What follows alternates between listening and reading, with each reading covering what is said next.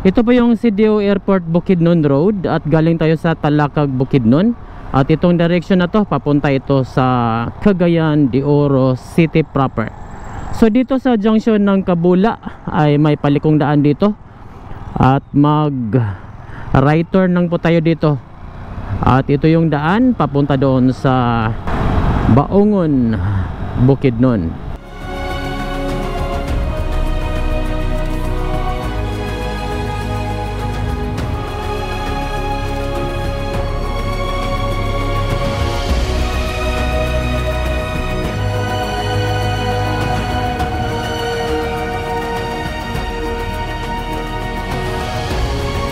So ngayong araw ay papasada natin ang isang alternatibong ruta na nagkukonekta mula dito sa Cabula Junction of Barangay Lumbia, Cagayan de Oro City, papunta doon sa Baungon, Bukidnon.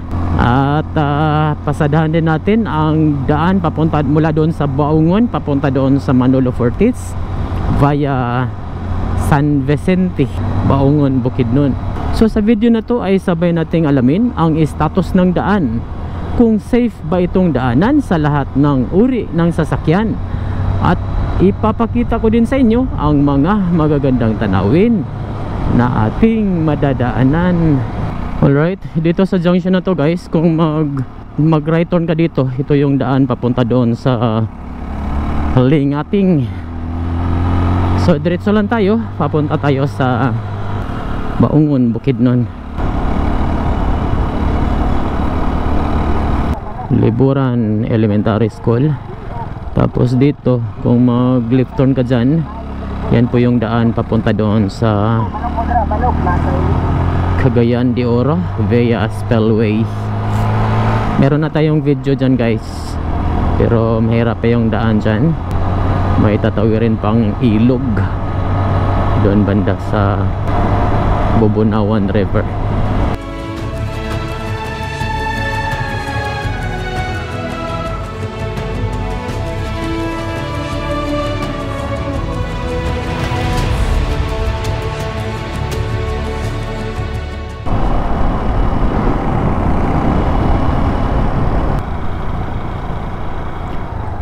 Bukidnon State University, Baungon Campus. So meron palang branch ang Bukidnon State University dito sa Baungon. Imbatug Central Elementary School.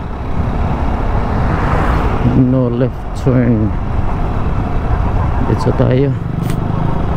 No left turn daw. Ito na po yung sentro ng Baungon, Bukidnon. Right turn lang po tayo. Punta tayo sa kanilang municipal hall. Ayan, ito na po yung municipal hall of Baungon, Bukidnon. May ongoing construction sa kanilang municipal hall. So diretso lang tayo, papunta tayo doon sa San Vicente, Baungon, Bukidnon.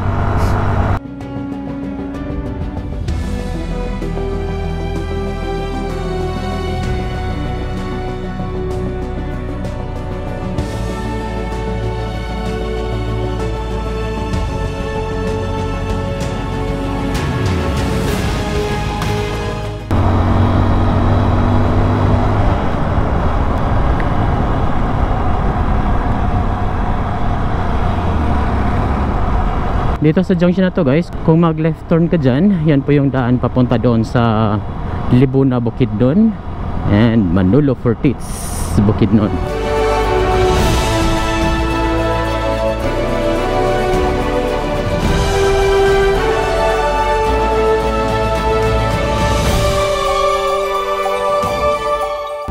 So diretso lang tayo at pasadahan natin itong kalsada papunta doon sa Manolo Fortits via San Vicente, Baungon, Bukidnon. Ano po yung Patpat Elementary School. mahaba na din yung ano, mahaba na din yung konkretong kalsada dito sa Baungon na parte. Nung una nating punta dito guys ay rough road pa tong kalsada na ito. Ngayon tingnan nyo naman, konkreto na. Ang ganda ng tubo ng kanilang mga mais, mga agricultural products. So napakalaking tulong ito sa ating mga biyaheros, mga magsasaka.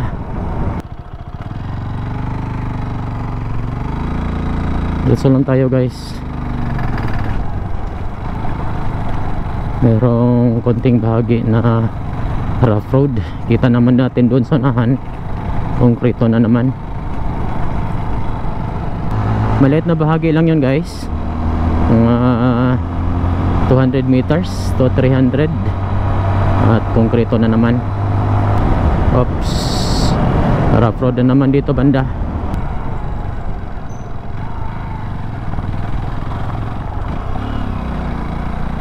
Wala pa tayo nakitang mga equipments na gumagawa dito, no? Check natin doon sa unahan kung mayroon pa.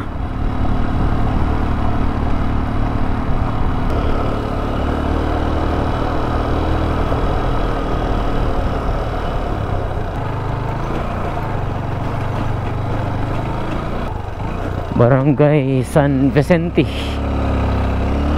is a friendly barangay. Konkreto na naman dito sa bahagi ng Barangay San Vicente, Baungon, Bukidnon.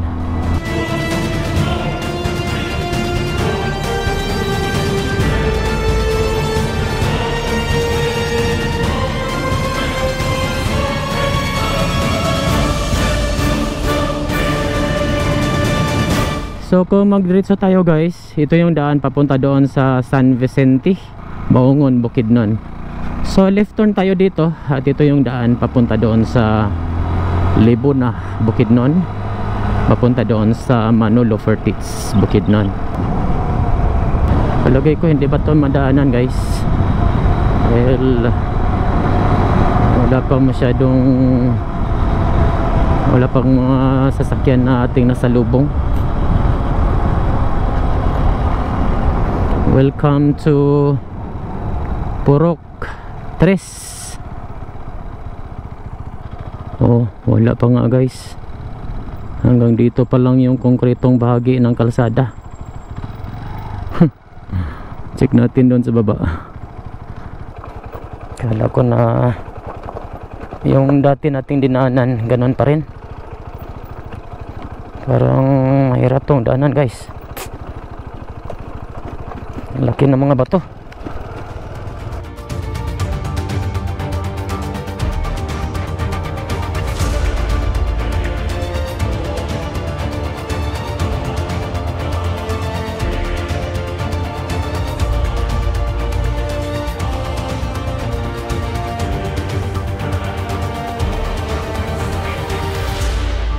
So sabi ng mga lokal dito guys, itong bahagi lang ito ng kalsada ang mahirap.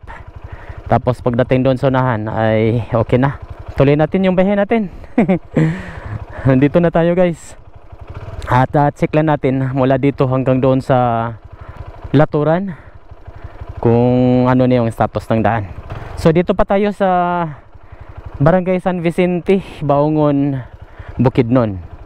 At dito po yung bahagi na medyo mahirap po yung kalsada. So sabi nila kaya naman po, dahan-dahan lang. Nakababa na tayo guys.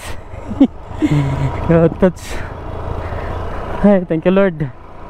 Dito na tayo sa baba. Yan po yung napakahirap na daan dito sa bahagi ng Barangay San Vicente, Baungon, Bukidnon. So dito ay medyo okay na. So dahan-dahan lang tayo guys, papunta doon sa Laturan, Libuna, Bukidnon, papunta doon sa Manolo Fertitz, Bukidnon. So sabi ng mga lokal dito, ay wala talagang budget na na-release sa ngayong taon, kaya nahinto po yung construction dito sa kalsada na ito. Ang sabi ma-release daw sa January, pero anong buwan na ngayon, patapos na ang buwan ng Marso, ay wala pa ring construction na nangyari dito. So sana mag-resume yung construction sa kalsada para marami na tayong mga alternatibong ruta na pwede natin gamitin mula doon sa dito sa Manolo Fortits papunta doon sa Talakag, Bukidnon. Barangay Kapihan, Libuna, Bukidnon. Kapihan, Gutasan, part na ito ng Libuna.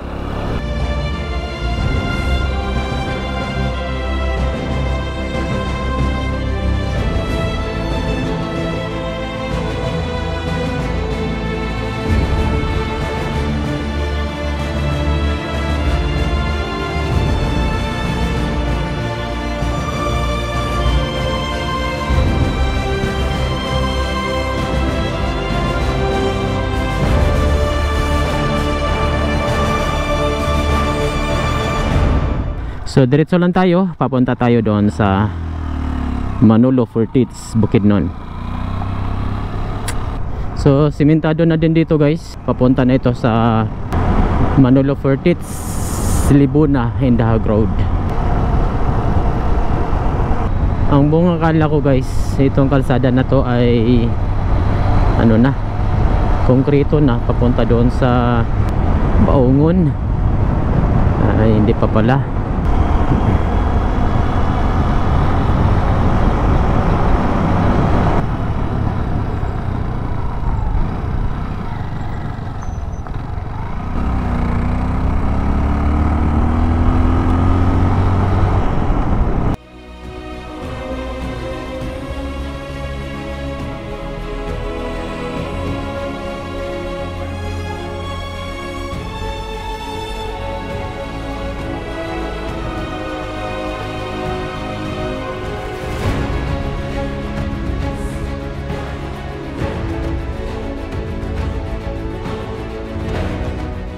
Dito sa junction Lapinigan, kung mag left turn ka dyan, yan po yung daan papunta doon sa Baungon